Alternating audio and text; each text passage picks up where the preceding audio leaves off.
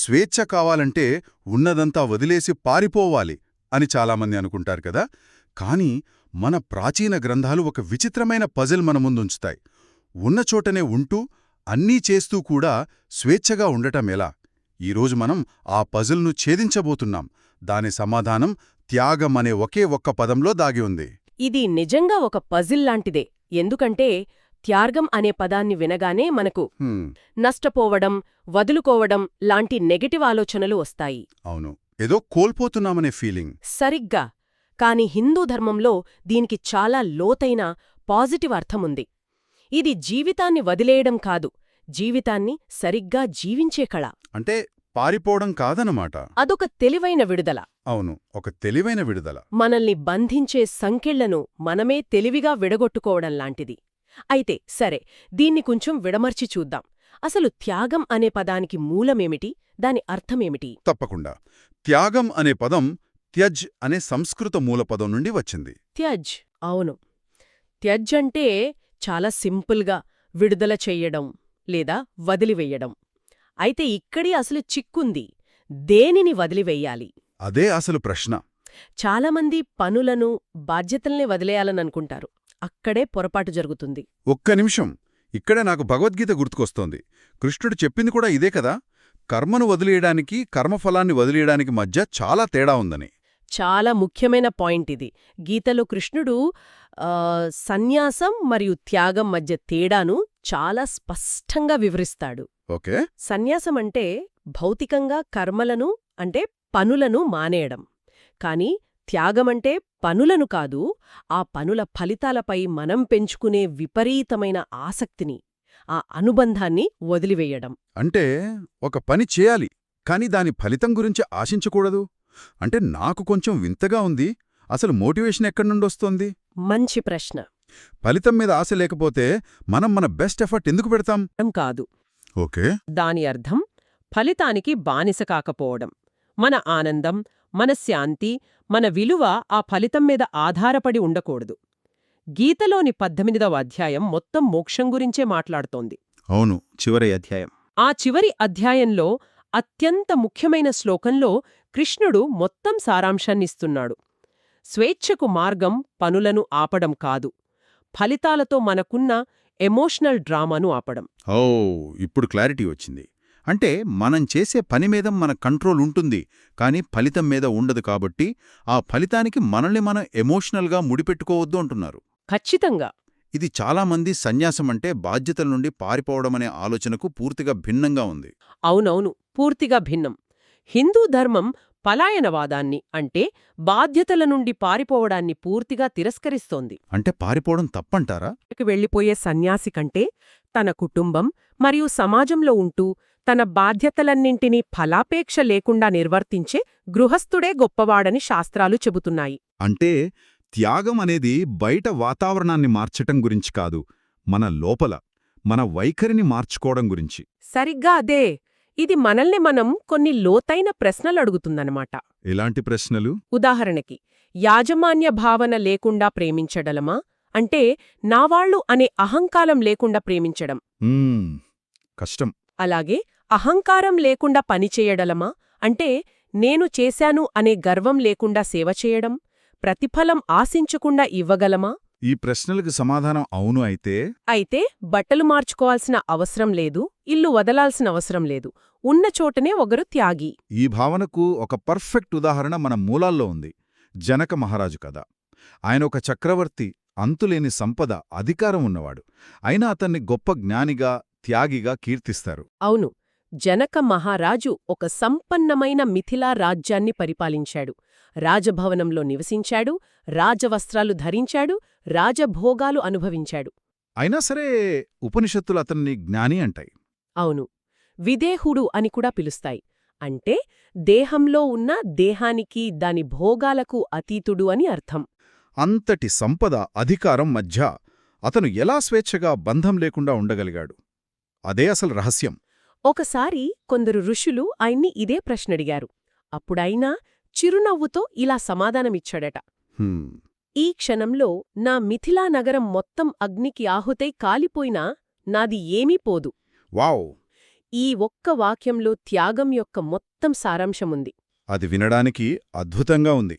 కాని ఆయనొక రాజు, ఆయనకు అన్నీ ఉన్నాయి. ఏమీ లేని ఒక సామాన్యుడికి ఈ ఫిలాసఫీ ఆచరణలో సాధ్యమేనా?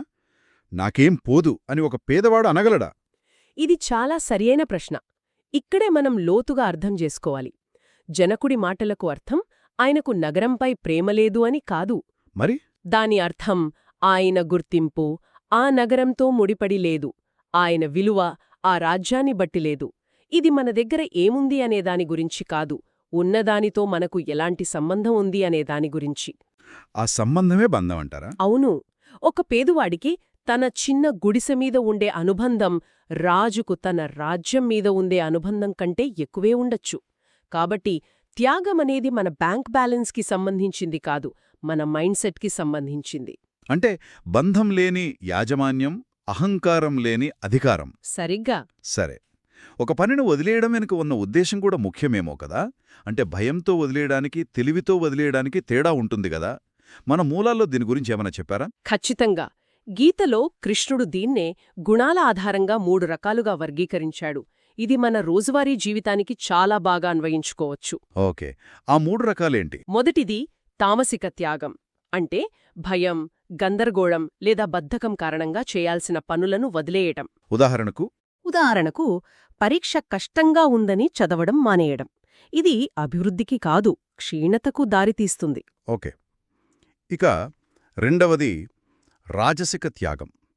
దీని వెనుక అహంకారం లేదా స్వార్థముంటాయనుకుంటా. సరిగ్గా. రాజసిక త్యాగమనేది ఆధునిక హసిల్ కల్చర్కి చాలా దగ్గరగా ఉంటుంది. అంటే నేనీ ప్రాజెక్టు కోసం నా నిద్రను, ఆరోగ్యాన్ని త్యాగం చేస్తున్నాను అని గొప్పగా చెప్పుకోవడం లాంటిది. లేదా శారీరకంగా కష్టంగా ఉందని ఒక బాధ్యతను వదిలేయడం. బయటకు ఇది త్యాగంలా కనిపించినా లోపలున్నది అహంకారమే. దానివల్ల శాంతి రాదు. రాదు. అది బర్నౌట్కు, పశ్చాత్తాపానికి దారితీస్తుంది. ఇక మూడోది అత్యుత్తమమైనది సాత్విక త్యాగం. ఇదే మనం ఇప్పటివరకు చర్చిస్తున్న అసలైన త్యాగం. అవును. సాత్విక త్యాగమంటే ఇది నా విధి, నేను చెయ్యాలి అనే స్పష్టమైన అవగాహనతో పనిచేయడం, కాని ఫలంపై అనుబంధాన్ని పెంచుకోకపోవడం. దీని యొక్క రోజువారీ ఉదాహరణతో చెప్పగలరా? తప్పకుండా. అనుకుందాం, ఒక ఆదివారం ఎంతో ఇష్టంగా పర్ఫెక్ట్ బిర్యానీ వండారని. ఆ కోయడం, వేయించడం, ఆ సువాసన, ఆ ప్రాసెస్ మొత్తాన్ని ఆస్వాదించారు. చివర్లో ఒక అతిథి వచ్చి ఇంకొంచెం ఉప్పు పడితే బాగుండేది అన్నారనుకోండి. ఒకరు కుంగిపోరు. ఎందుకు? ఎందుకంటే ఆనందం వండటంలోనే ఉంది, ప్రశంసలో కాదు. అది ఒక చిన్న రోజువారీ జీవితంలో చేసే సాత్విక త్యాగం. ఇది శాంతికి, జ్ఞానానికి దారితీస్తుంది. వావ్! ఆ బిర్యానీ ఉదాహరణతో విషయం చాలా స్పష్టంగా అర్థమైంది. సరే, ఈ సాత్విక త్యాగం మనకు శాంతినిస్తుందని అర్థమైంది. కాని ఇది మనల్ని స్వేచ్ఛగా ఎలా చేస్తుంది? ఆ అనుబంధాన్ని వదులుకోవడం ద్వారా స్వేచ్ఛ ఎలా వస్తుంది? ఇక్కడ మనోహరమైన విషయమేమిటంటే, మనం ఫలితాలపై అనుబంధాన్ని పెంచుకున్నప్పుడు మన ఆనందం, మన ప్రశాంతత మన చేతుల్లో ఉండవు. బయటి పరిస్థితుల మీద ఆధారపడి ఉంటాయి. అవును, ఇతరుల అభిప్రాయాల మీద ఆధారపడి ఉంటాయి. త్యాగం మనల్ని ఈ మానసిక బానిసత్వం నుండి విముక్తి చేస్తుంది. ముఖ్యంగా 4 విషయాల నుండి మనకు స్వేచ్ఛ లభిస్తుంది. అవేమిటి? నిజమే. 2. కోల్పోతామనే భయం నుండి స్వేచ్ఛ. మనం దేనిని నాది అని ప్రాణం పోయినట్టు పట్టుకోనప్పుడు దాన్ని కోల్పోతామనే భయం కూడా ఉండదు. మూడవది ఇతరులతో పోల్చుకోవడం నుండి స్వేచ్ఛ అనుకుంటా. మన పని మనం చేస్తాం, వాళ్ల గెలుపోటములతో మనకు సంబంధం ఉండదు. కరెక్ట్. 4వది భావోద్వేగ అలసట నుండి స్వేచ్ఛ. అంటే ఎమోషనల్గా డ్రైన్ అయిపోకుండా ఉంటాం. ఎమోషనల్ రోలర్ కోస్టర్ లాంటిది. అవును, గెలిచినప్పుడు పొంగిపోవడం, ఓడినప్పుడు కుంగిపోవడం అనే ఈ ఎమోషనల్ రోలర్ కోస్టర్ ఆగిపోతుంది. మనసు స్థిరంగా ఉంటుంది. అంటే అసలు పాయింట్ ఏంటంటే మనం జీవితంతో పోరాడటం ఆపేయాలన్నమాట. నేను అనుకున్నట్టే జరగాలి అనే పట్టు వదిలేస్తే ఆ పోరాటానికి ఉపయోగించే శక్తంతా మిగులుతుంది. ఎంత చక్కగా చెప్పారు. ఇది ఒక రకమైన మానసిక జూడోలాగుంది. జీవితం నిడుతున్నప్పుడు దాన్నెదిరించకుండా దాని శక్తిని వాడుకుని ముందుకు వెళ్లడం. సరిగ్గా అదే. ఇది బలహీనత కాదు, పరిపక్వత. జీవితం ఒక నది లాంటిది.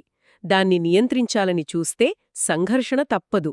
అదే దాని ప్రవాహంతో పాటు మనం ప్రవహించగలిగితే జీవితం తక్కువ ప్రతిఘటనతో చాలా సాఫీగా సాగిపోతుంది. ఆ ప్రవహించే స్వేచ్ఛనే త్యాగమిస్తుంది. అవును. ఇప్పుడు అసలు ఆచరణాత్మక ప్రశ్నకు వద్దాం.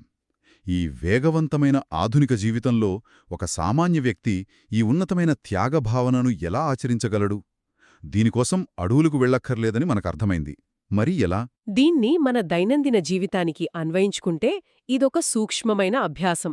ఇది పెద్ద పెద్ద త్యాగాలు చేయడం గురించి కాదు, చిన్న చిన్న విడుదలల గురించి. అంటే మొదటిది అనవసరమైన అంచనాలను త్యజించడం. మన భాగస్వామి ఇలాగే ఉండాలి, మన పిల్లలు ఇదే చదవాలి, నా ప్రమోషన్ ఈసారే రావాలి. ఇలా మనం పెట్టుకునే కఠినమైన అంచనాలు మన దుఃఖానికి మూలకారణం. వాటిని వదిలేయాలి. వాటిని వదిలేసి ప్రయత్నిద్దాం, ఏది వస్తే అది స్వీకరిద్దాం అనుకోవడం ఒక త్యాగం. పాత భావోద్వేగ భారాన్ని విడుదల చేయడం కూడా ఇందులో భాగమే అనుకుంటా. మనసులో ఎన్నో ఏళ్లుగా మోస్తున్న కోపాలు, పగలు, బాధలుంటాయి కదా. నిస్సందేహంగా అది చాలా శక్తివంతమైన త్యాగం. అలాగే కాలం చెల్లిన గుర్తింపులను వదిలివేయడం. అంటే నేనొకప్పుడు ఇలా ఉండేవాణ్ణి లాంటివా? అవును, నేనొకప్పుడు కాలేజీ టాపర్ని, లేదా మా తాతలు జమీందార్లు వంటి పాత గుర్తింపులను పట్టుకుని వేలాడటం మనల్ని వర్తమానంలో బ్రతకనివ్వదు. వాటిని వదిలి ఈరోజు మనం ఎవరో కొత్తగా ఆవిష్కరించుకోవడం ఒక త్యాగం. ఇంకా సోషల్ మీడియా యుగంలో అతి ముఖ్యమైనది ఇతరుల నుండి ఆమోదం పొందాలనే తపనను ఆపడం. ఇది చాలా ముఖ్యం. మన పోస్టుకు ఎన్ని లైక్స్ వచ్చాయి, మన గురించి ఎవరు ఏమనుకుంటున్నారు అనే దానిపై మన విలువ ఆధారపడి ఉందని ఫీల్ అవ్వడం మానేయడం కూడా ఒక పెద్ద త్యాగమే. అవును, చివరిగా అన్నిటికంటే కష్టమైనది, కాని అత్యంత శక్తివంతమైనది అనిశ్చత్వాన్ని, అంటే ఏదీ శాశ్వతం కాదనే నిజాన్ని హుందాగా అంగీకరించడం. ప్రతీదీ మారుతుంది.